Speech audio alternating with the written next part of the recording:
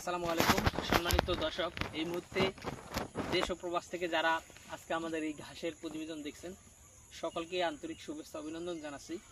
দর্শক শ্রোতা, যেই ঘাস নিয়ে আজকে কথা বলবো এটি নতুন জাতের একটি ঘাস। দর্শক, এটি হলো তাইওয়ান হাইব্রিড ঘাস। দর্শক, এই ঘাসগুলো ফলন দেখেন কেমন হয়।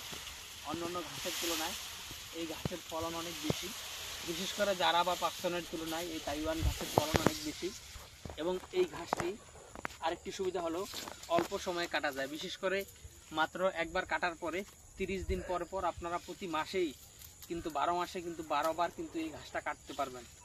দর্শক শ্রোতা, মাত্র 30 দিন বয়সে, হয়তো অনেকে বলতে পারেন যে 30 দিন বয়সে ঘাস কাটলে কি ফলন বেশি হবে। দর্শক, জারা ঘাসটা আপনি যদি 45 দিনে কাটেন যে ফলন পাবেন 45 দিনে, তাইওয়ান ঘাসটা আপনি 30 দিনে কাটলে তার থেকে জারা ঘাসের থেকে বেশি ফলন পাবেন। দর্শক, এই ঘাসটা মূলত দ্রুত কাটা যায় এবং এই ঘাসের জারে বড় জার হয়। দেখেন এখানে এই জারটা কত বড়, দেখেন জারা গাছের 3টি জার একসাথে করলে কিন্তু এত ঘাস কিন্তু হয় না।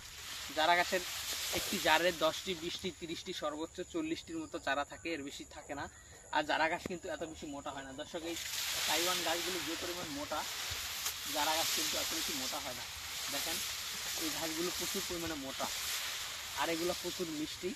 দর্শক, যেই ঘাসে যত বেশি প্রোটিন থাকে সেই ঘাস কিন্তু তত বেশি মিষ্টি হয়। সেক্ষেত্রে তাইওয়ান ঘাসটি প্রচুর মিষ্টি, তারার থেকেও বেশি মিষ্টি। মূলত সে কারণে এই ঘাসটি প্রোটিন আমরা যতটুকু জানি যে তাইওয়ান ঘাসে 20 থেকে 25% মতো প্রোটিন রয়েছে। আর যেহেতু এটা দ্রুত অল্প সময় কেটে খাওয়ানো যায়, 30 দিনে যদি কেটে খাওয়ান তাহলে আপনারা এই ঘাসের প্রপার প্রোটিন কিন্তু পাবেন। তো দর্শক, এই তাইওয়ান ঘাসের কাটিং সংগ্রহ করতে চাইলে অবশ্যই স্ক্রিনে দেওয়া নম্বরে যোগাযোগ করবেন।